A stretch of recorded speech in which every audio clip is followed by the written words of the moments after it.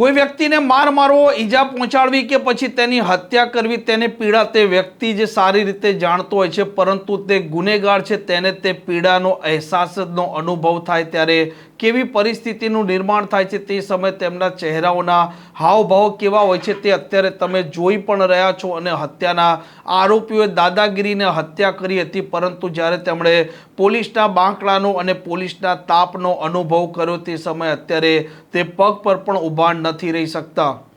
વૈષ્ણવજન તો તેને કહીએ જે પીડ પરાઈ જાનાને રે. નમસ્કાર, આપ જોઈ રહ્યા છો નવજીવન ન્યૂઝ અને હું છું આપણી સાથે તોફિક ગાંચી. એક પોલીસ ઓફિસરે કહ્યું હતું કે કોઈની હત્યા કરવી અને કોઈને માર મારવો, ડરાવો તે તો ડરપોકોનું કામ છે, પરંતુ હિંમતવાન અને મર્દ વ્યક્તિનું કામ છે કે તેના પરિવારજનોને સાચવવા, તેમના પરિવારજનોનું ગુજરાન કરવું અને તેમના જે બાળકો હોય તેમનું સારું શિક્ષણ સાથેનું તેમના જીવનનું જતન કરવું. પરંતુ આ ગુનેગારો સમજતા હોય છે કે તેમની દાદાગીરીથી લોકો છે તે ડરી જતા હોય છે, પરંતુ વાસ્તવમાં આ ગુનેગારોને જ્યારે પોલીસનો કે પછી જેલનો અનુભવ થતો હોય છે તે સમયે તે અંદરથી ફફડી જતા હોય છે. અને ગુનેગારો છે તે હર હંમેશા ડરપોક હોય છે, કેમ કે તેમને ખબર હોય છે કે તે વ્યક્તિને મારે છે ત્યાર પછી તેના વિરુદ્ધમાં પોલીસ સ્ટેશનમાં ગુનો દાખલ થાય છે, અને જો કોઈ કડક અધિકારી હોય અને તેનો સામનો આવા ગુનેગારોને થાય તે સમયે તેમની હેંકડી છે તે પણ આવા અધિકારીઓ નીકાળી દેતા હોય છે. અને સુરતમાં પણ આ ઉધના પોલીસ સ્ટેશન વિસ્તારમાં આ હત્યા કરનારા 3 આરોપીઓએ જે પ્રકારે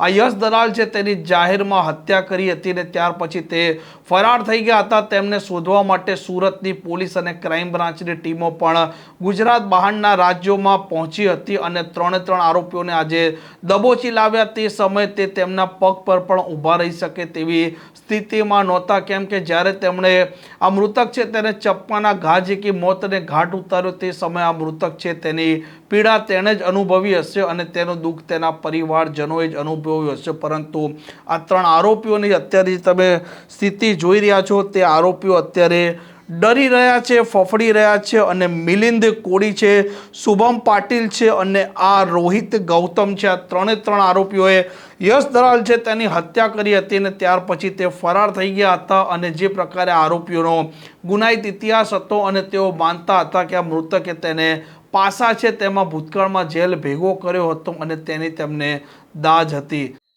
તારીખ 18 મેના રોજ ઉધના પોલીસ સ્ટેશનમાં એક ખૂન દાખલ થયેલું હતું. જે ભોગ બનનાર છે જય, એમને જે સામેના આરોપીઓ છે એ મિલિંદ નવલપુરી, બીજા છે એક કિશન અને ત્રીજા આરોપી છે એ પંકજ પાટીલ છે. એ લોકોએ ભેગા થઈ અને એના ઉપર તીક્ષ્ણ હથિયારથી ઘા કર્યા હતા. હોસ્પિટલમાં ઇમિડિયેટલી એમને ટ્રાન્સફર કર્યા પછી ત્યાં એ મરણ ગયેલ હતા.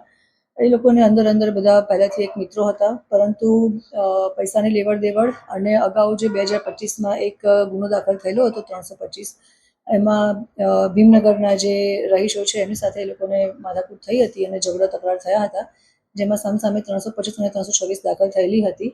એ બાબતે જે આ આરોપી છે કિશન અને પંકજ અને મિલિંદ, એ લોકો પર જે પાસા થયેલી હતી એ બાબતની અદાવત રાખી હતી. પોતાના મિત્ર હોવા છતાં જયે પોતે કેમ અમારા ઉપર પાસા કરાવી અને અમારા ઉપર ફરિયાદ કરાવી એ બાબતની અદાવત રાખી અને આ લોકોને અંદર ઘણા વખતથી ખટરાક ચાલતો હતો. અને મોકાનો લાભ લઈ અને એ લોકોએ જે મરણ જનાર છે એના ઉપર તીક્ષ્ણ હથિયાર વડે હુમલો કરતા જયનું મરણ ગયેલ હતા. અને એ બાબતે ખૂનની ફરિયાદ દાખલ થયેલી છે ઉધના પોલીસ સ્ટેશન વિસ્તારમાં. જે આરોપી છે મિલિંદ નવલ કોળી, જે ડિંડોલીમાં રહે છે અને મૂળ ગામ એનું જલગાંવ છે. ત્યાં એ પોતે આ ગુનો કર્યા પછી જે કિશન છે એને લઈ અને ભાગી ગયેલ હતા. બંને જણા ત્યાં સાથે હતા. અમારી પાસે હ્યુમન સોર્સિસથી જે ઇન્ફોર્મેશન આવી હતી અને એના આધારે અમે લોકોએ અલગ અલગ રાજ્યોમાં ટીમ રવાના કરી હતી.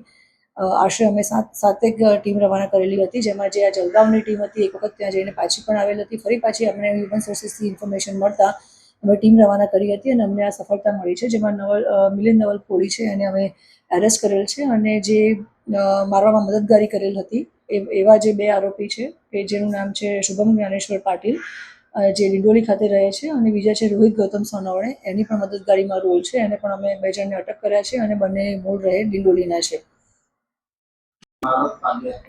મિલિંદ નવલ કોળીને અમે અરેસ્ટ કર્યો છે અને એના વિરુદ્ધમાં 4 ગુના દાખલ થયેલા છે, જેમાં ડિંડોલીમાં એટેમ્પ ટુ મર્ડરનો ગુનો દાખલ થયેલો છે અને 135 જીપી એક્ટ 135 કલમ હેઠળ પણ ગુનો દાખલ થયેલો છે, અને ઉધનામાં પણ એની પાસા થયેલ છે અને ત્યાં પણ મારામારીના ગુના એના પર દાખલ થયેલા છે. જે શુભમ જ્ઞાનેશ્વર પાટીલ આરોપી છે, એના પર બી ડિંડોલીમાં ગુના દાખલ થયેલા છે ધમકીના અને જીપી એક્ટ 135 કલમ હેઠળના.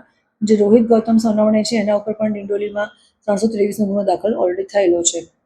જે કિશન છે, એ કિશન ઉપર પણ પાસાની પણ કાર્યવાહી થયેલ છે. પાસામાંથી છૂટીને આવેલો હતો અને અલગ અલગ 19 જેવા કિશન ઉપર ગુના દાખલ થયેલા છે. જ્યારે ઘટના બની અને એ લોકોએ પહેલાં એ લોકોને સંપૂર્ણ મારી નાખવાનો એ લોકોનો ઈરાદો હતો ને, જે અમે પ્રાઇમરી ઇન્ટ્રોગેશન કર્યું મિલિંદમાં, તો એ લોકોનો જે ખટરાગ હતો એમાં ધાકધમકી આપી અને થોડું માર મારી અને પોતાની ધાક જમાવવા માટેનું એ લોકોએ કૃત્ય કરેલું હતું. પરંતુ આવેશમાં આવીને જ્યારે આખું વધારે તીક્ષ્ણ હથિયારથી હુમલો થઈ ગયો અને મરણ ગયેલા, એ પછી એ લોકો ત્યાંથી જગ્યા છોડી અને પોતાની પાસેનું જે એક્સેસ 2 વ્હીલર છે એ લઈ અને નીકળી ગયા હતા હાઈવે ઉપર. જ્યારે ત્યાંથી આગળ મોટી ટ્રક અને મોટા વ્હીકલમાં એક્સેસ 2 વ્હીલર નાખી અને છેક પોતાના ગામ જળગાંવ સુધી એ લોકોએ આ રીતે ટ્રાવેલ કરેલું હતું. આ પ્રકારની ક્રાઇમ સ્ટોરી માટે નવજીવન ન્યૂઝ ચેનલ સાથે જોડાયેલા રહો. નમસ્કાર.